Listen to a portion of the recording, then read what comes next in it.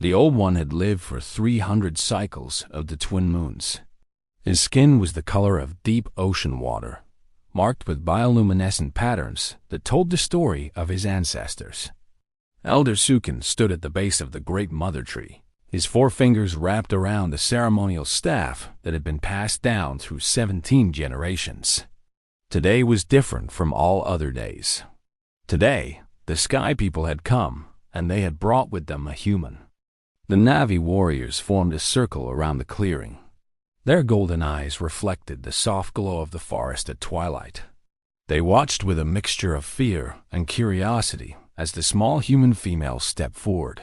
She was called Dr. Sarah Chun, and she had traveled across the stars to stand in this sacred place. Her breathing equipment hummed quietly against the thick atmosphere that would have killed her without protection. Tsukin studied the creature before him. She was so small compared to his people. Her skin was pale like the belly of a fish. She had only 5 fingers on each hand and no tail to help her balance. The elders had argued for many nights about whether to allow this meeting. Many said the humans were destroyers.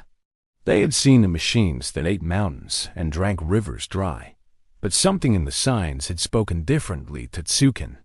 The seeds of the sacred tree had floated toward the human settlement 3 times in one moon cycle. This was a message that could not be ignored. The human female bowed deeply. A gesture she had learned showed respect among his people. Tufton noticed she trembled slightly. He could smell her fear mixing with something else. It was determination. It was hope. These were scents he knew well from young warriors facing their first hunt. He raised his staff, and the entire forest fell silent. The night creatures stopped their calls. The wind held its breath. Even the bioluminescent plants seemed to pulse more slowly, as if the whole world was waiting. This was the power of an elder who had bonded with Awa herself during the great ceremony of his youth. Tsukin began to speak the sacred words. These were sounds that had been passed down since the first Na'vi walked beneath the leaves. No outsider had ever heard them. The council had forbidden it for all of recorded time, but the signs could not be denied. The ancestors had spoken through the Tree of Souls. A new chapter was beginning for all people of this world. The words rolled from his throat like water over ancient stones. They were not just sounds, but vibrations that connected to every living thing in the forest. The Na'vi warriors felt their Q braids tingle with recognition. The neural fibers hidden within their hair began to glow softly as the connection to the great network of life strengthened with each syllable. Dr. Chun watched with wide eyes. Her scientific instruments were recording everything, but she had lowered them to her side.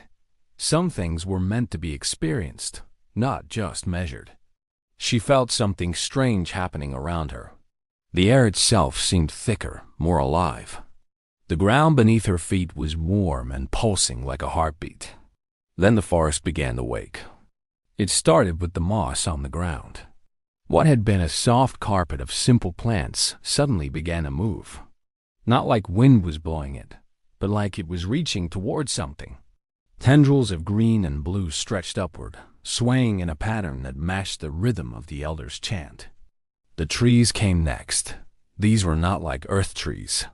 They were connected underground through a network of roots that functioned like neurons in a brain. When the elder spoke, the trees listened. Their bark began to glow in patterns that spread from one trunk to another, lighting up the forest in waves of blue and purple light. Animals emerged from the shadows.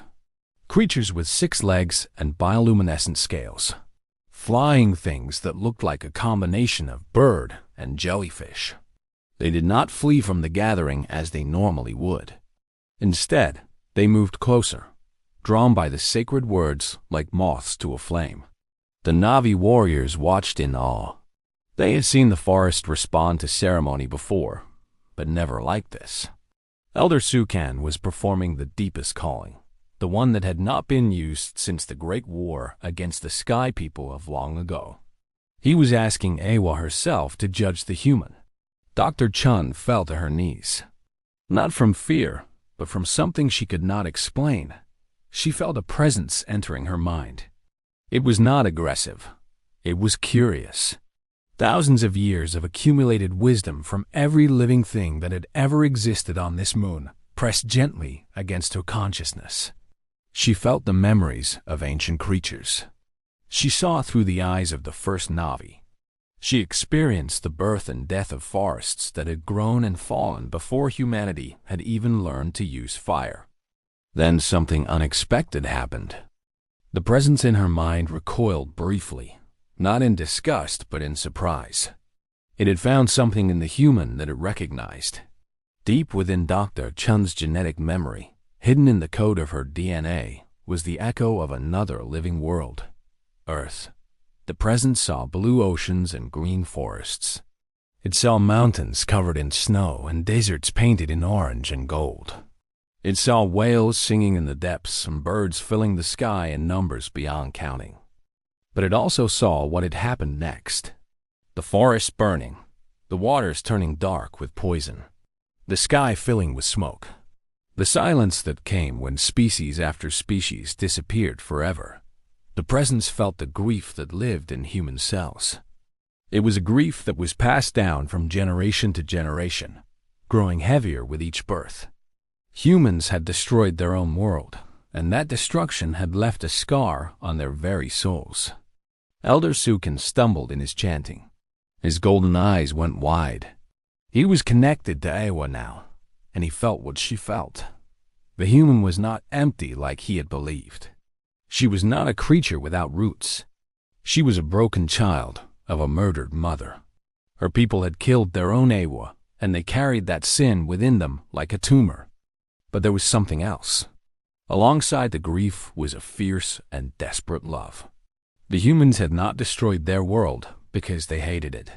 They had done it through ignorance and fear and the terrible power of their own cleverness. And in the centuries since, as they watched their world die around them, they had learned. They had changed. They had looked up at the stars and sworn that they would never repeat their mistake. Dr. Chun was crying now. The tears that fell from her eyes were absorbed by the moss beneath her knees.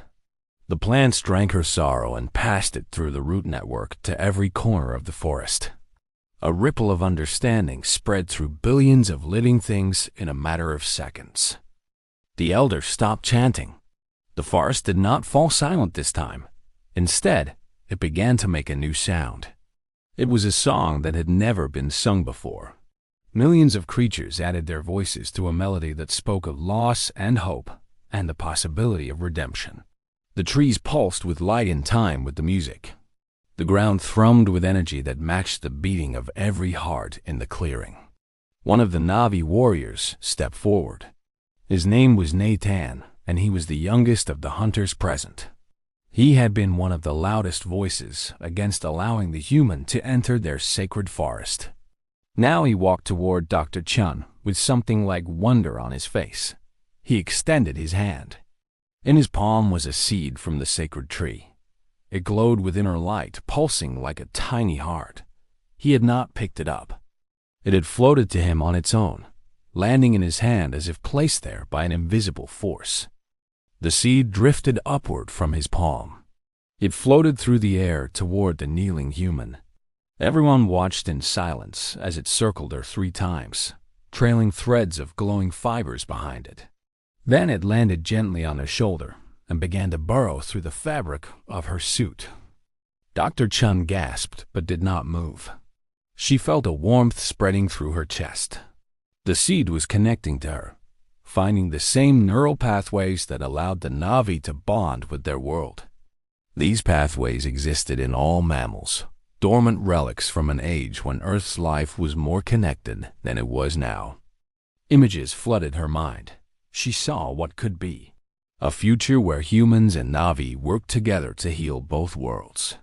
She saw her people bringing their technology not to destroy, but to restore. She saw dead forests on Earth growing green again under the guidance of wisdom learned from this living moon. She saw the children of both species playing together under trees that had been planted to last for 1,000 years. Elder Tsukan approached her slowly. His ancient face was wet with tears of his own.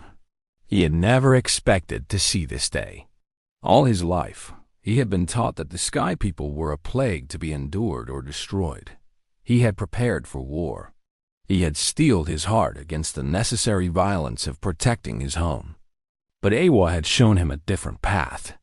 The Great Mother of all life had looked into the soul of humanity and found something worth saving. Not innocence, because that was lost forever. Not strength, because that had nearly destroyed everything.